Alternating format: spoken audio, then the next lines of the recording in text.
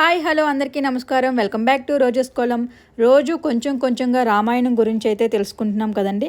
అందులో భాగంగానే ఈరోజు అయితే అమృతం అనేది ఎలా వచ్చింది అని చెప్పి మనం చూసేద్దాం.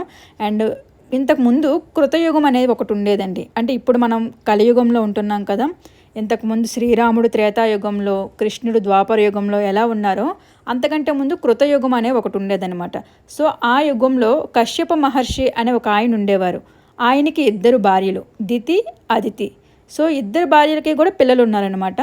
దితికి పుట్టిన వాళ్ళేమో రాక్షసులు అయ్యారు, అతిథికి పుట్టిన కొడుకులేమో దేవతలు అయ్యారనమాట. సో వీళ్ళిద్దరికీ కూడా ముసలితనం, చావు అనేవి లేకుండా జీవితాంతం బతకాలి అనే ఒక కోరిక అయితే కలిగిందండి. ఆ కోరిక కోసం అమృతం తాగాలి అనుకున్నారు. అమృతం తాగితేనే వాళ్ళు అసలు ఎప్పటికీ చచ్చిపోకుండా అలానే ఉంటారు అనమాట.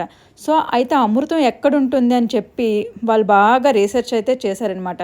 సో అప్పుడు వాళ్ళకి తెలిసింది ఏంటంటే పాల సముద్రంలో అమృతం ఉంది అని చెప్పి. సో ఇప్పుడు దానిని బయటికి తీసుకురావాలి. ఎలా తీసుకురావాలి అంటే దానిని ముందు ఆ మొత్తం సముద్రాన్ని కూడా వాళ్ళు చిలకాలి. అప్పుడే అమృతం అనేది బయటకు వస్తుంది. అంటే మనం మజ్జిగ చిలికినప్పుడు వెన్న ఎలా వస్తుందో అలా సముద్రాన్ని ఇప్పుడు చిలకాలి అనుకున్నారు. అందుకోసం మజ్జిగ కంటే ఒక చిన్న గిన్నెలో వేసుకుంటే మధ్యలో కవ్వంతో తిప్పితే సరిపోతుంది. అంత పెద్ద సముద్రాన్ని తిప్పాలంటే వాళ్ళకి అంతే పెద్ద సైజులో ఏదైనా కావాలి. అందుకోసం వెతుకుతూ ఉంటే వాళ్ళకు ఒక పెద్ద పర్వతం కనిపించింది. దాని పేరే మందర పర్వతం. ఆ మందర పర్వతాన్ని తీసుకొచ్చి కవ్వంగా పెట్టి చిలకాలి అనుకున్నారనమాట. కాకపోతే అంత పెద్ద పర్వతాన్ని వీళ్ళు చేతులతో పట్టుకుని తిప్పలేరు కదా. అందుకని ఏదైనా ఒకటి తాడులాగా పెట్టి చుట్టి తిప్పుదాం అనుకున్నారనమాట. సో అలా చూస్తున్నప్పుడే వాళ్ళకి వాసుకి కనిపించింది. వాసుకి అంటే పాములన్నింటికీ కూడా రాజు అనమాట. దానినైతే తీసుకొచ్చి తాడుగా పర్వతానికైతే బిగించి ఇంక చిలకడం అయితే స్టార్ట్ చేశారు. అలా దానిని మదిస్తూనే ఉన్నారనమాట. అంటే మన భాషలో చెప్పాలంటే చిలకడం. అలా చిలుకుతూనే ఉన్నారు. ఈలోగా 1000 సంవత్సరాలు గడిచిపోయాయి. 1000 సంవత్సరాలు గడిచిన తరువాత అందులో నుంచి విషం బయటకు వచ్చింది. అది మొత్తం లోకాలన్నింటినీ కూడా తగలబెట్టే అంత పవర్ఫుల్గా ఉందన్నమాట. సో అప్పుడు అందరూ కలిసి విష్ణుమూర్తిని అండ్ ఈశ్వరుని కూడా ప్రార్థించడం స్టార్ట్ చేశారు. అప్పుడు వాళ్ళిద్దరూ కూడా ప్రత్యక్షమయ్యారు. ఒకరినొకరు చూసుకుని నవ్వుకున్నారనమాట.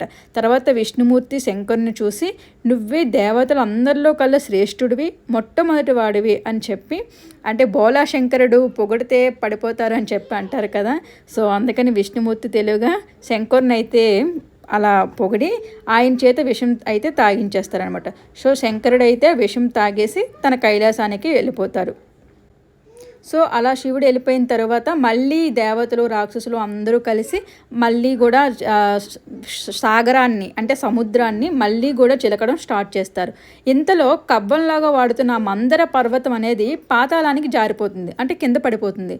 అప్పుడు విష్ణుమూర్తి మళ్ళీ ప్రత్యక్షమై ఒక పెద్ద అంటే 1,00,000 యోజనాల విస్తీర్ణం గల ఒక కూర్మ రూపాన్ని, అంటే ఒక పెద్ద తాబేల్లాగా ఒక అవతారం ఎత్తి ఆ పర్వతాన్ని తన వీపుపై మోస్తారనమాట. అలా మోస్తూనే ఆ సముద్రంలో కూడా ఆయన ఉండిపోతారు. ఈ విధంగా విష్ణుమూర్తి సహాయంతో వాళ్ళు మళ్ళీ కూడా మందర పర్వతంతో ఆ సముద్రాన్ని చిలకడం అయితే స్టార్ట్ చేస్తారు. మళ్ళీ అలానే 1000 సంవత్సరాలు గడిచిపోతాయి. అలా 1000 సంవత్సరాలు తిప్పుతూ ఉంటే ఒక ఆయుర్వేద వైద్యుడు, అంటే ఒక డాక్టర్ అనమాట, ధన్వంతరి, ఒక చేతిలో దండాన్ని ఇంకో చేతిలో కమండలంతో కలిసి పుడతారనమాట.